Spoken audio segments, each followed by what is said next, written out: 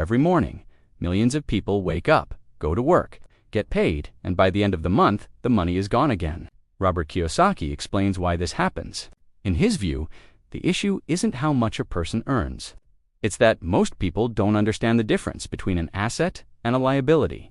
And until that changes, someone can stay poor even with a high salary.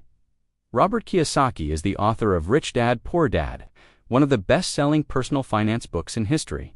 He grew up caught between two father figures, his own father, educated but not wealthy, and his best friend's father, a successful businessman. That contrast between two very different views of money shaped his core argument. School teaches people to earn money, but not what to do with it afterward.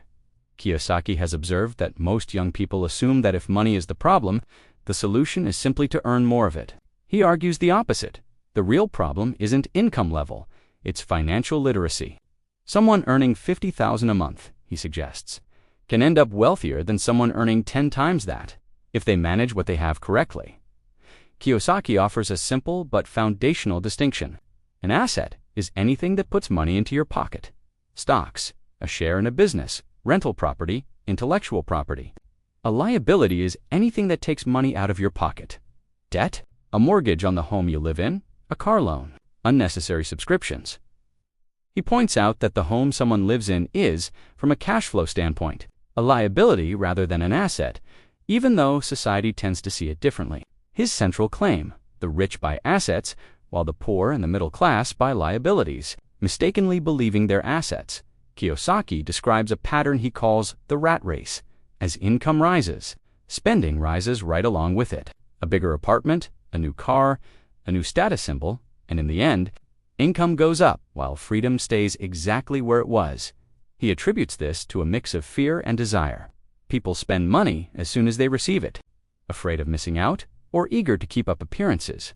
The way out of that cycle, in his view, isn't controlling income, it's controlling the gap between income and spending. Kiyosaki often repeats one idea: work to learn, not just to earn.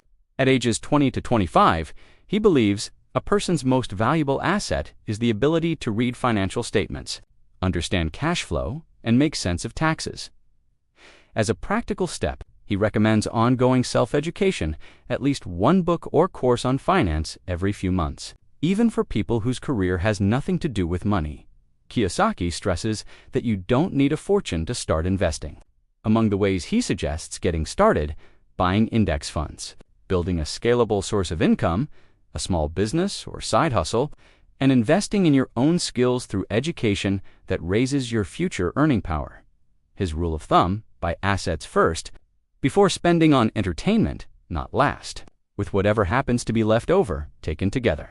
Kiyosaki's framework points to 4 key principles that shape a young person's financial future: understanding the difference between assets and liabilities, recognizing the rat race trap, prioritizing financial education, and starting to invest early, even with small amounts. His central takeaway: what matters isn't how much a person earns today, but what they choose to do with it. It's worth reviewing your own spending from the past month and identifying what counted as an asset and what counted as a liability. The next video looks at what Warren Buffett would say about making your first investment at 30.